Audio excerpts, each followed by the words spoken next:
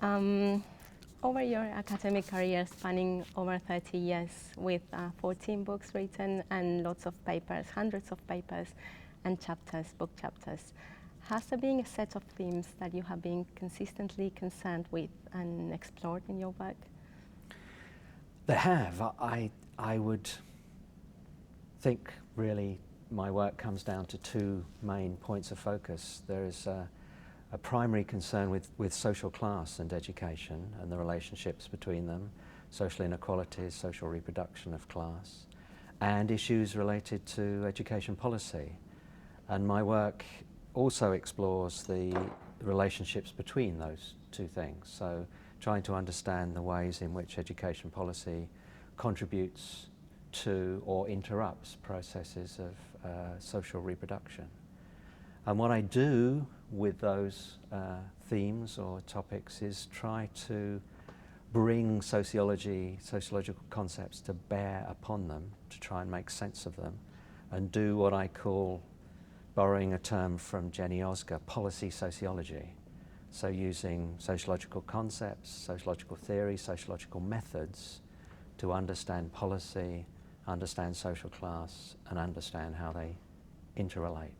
You wrote about theory as a toolbox, drawing from Foucault, and that usually two theories work better than one when trying to explain, make sense of the complexity of the social world.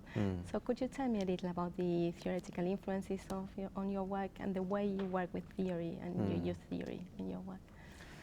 I've come to think about theory as something that has to be relevant and useful, that it's something that has to help you make sense of the world in a practical way. It has to work, has to do some work on the world analytically. So I'm not interested in theory per se. I mean, some people are, their work is around theory, understanding particular theoretical perspectives or particular writers. I'm not particularly interested in theory in that sense. I want to use theory in my work in relation to research. And over time, I've also come to realize in relation to that I don't particularly want to be a something. I don't want to be a symbolic interactionist or a Marxist or a Foucauldian or whatever. And if you do that, if you identify with one perspective, that opens up certain possibilities and closes down others. The world is incredibly complex. It's incredibly difficult, multifaceted, multi-layered, dynamic, changing. And I think you need a lot of theoretical tools to begin to make sense of it, to begin to do some work on it. So having said that, I suppose there are three major points of influence. There's from my early career, symbolic interactionism, the work of George Herbert Mead and the Chicago School of Sociology, and beyond that, the influence of Max Weber. Latterly, the work of Pierre Bourdieu, and also, in a somewhat different way, the work of Michel Foucault. And some people tend to identify me with Foucault, but I'm not a Foucauldian. I don't think being a Foucauldian makes any sense. It doesn't make sense in Foucault's own terms.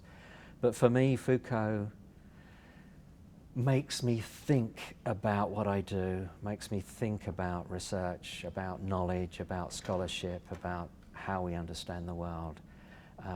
It's a point of reference, it's a point of correction, it's a discipline. So theory for me is about what works. And how about your methods? You have described yourself as an ethnographer, someone who works small. What would that mean? I'm interested in the way in which structures, discourses, policies work on and through the lives of ordinary people. I'm interested in how policy becomes something that enters into the intimate social relations between people within families, in the experience of children at school. So my research tends to focus on small settings, case studies of schools, small samples of parents choosing schools, small groups of policymakers. But I'm trying always to set them within a broader perspective, a bigger picture. And how about, you mentioned about the broader themes that you've been concerned with throughout your academic career. Have they all been concerned to issues in this country, to education policy in this country, or there are some international references in your work?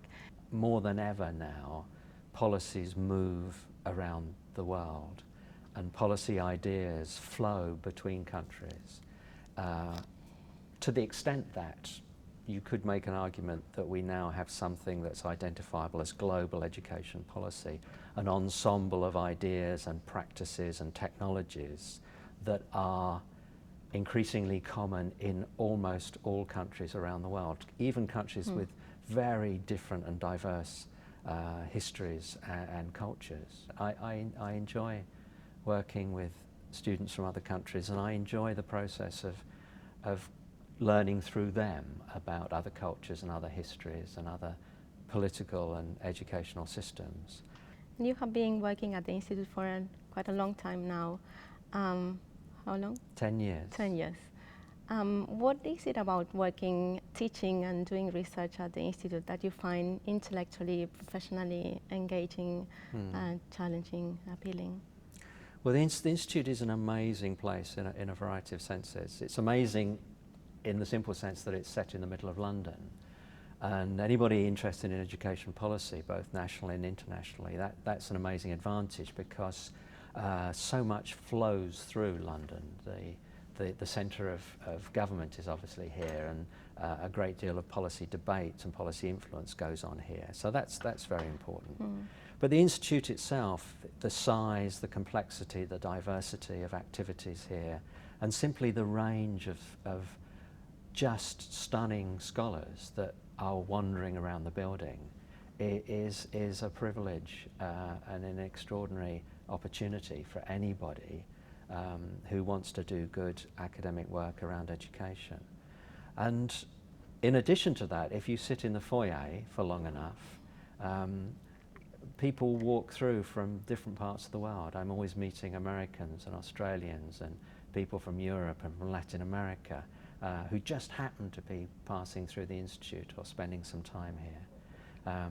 It's sometimes a crazy place. It's very intense. It's very active. There are seminars and conferences and events going on continuously, and you can't take advantage of all of those, but nonetheless it's stimulating, it's exciting, sometimes frustrating, but always enjoyable. You still have a passion for what you do, and after all you've done, all you've written, all you've researched, what is it that you still expect and would like to achieve in your career? I still think I've achieved relatively little in terms of an overall project.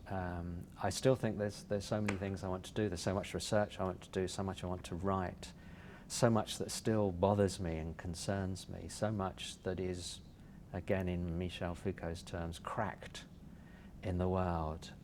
Things I want to address, things I want to point people to, things I want to say, look at that, we should be thinking about it, we should be doing something about that.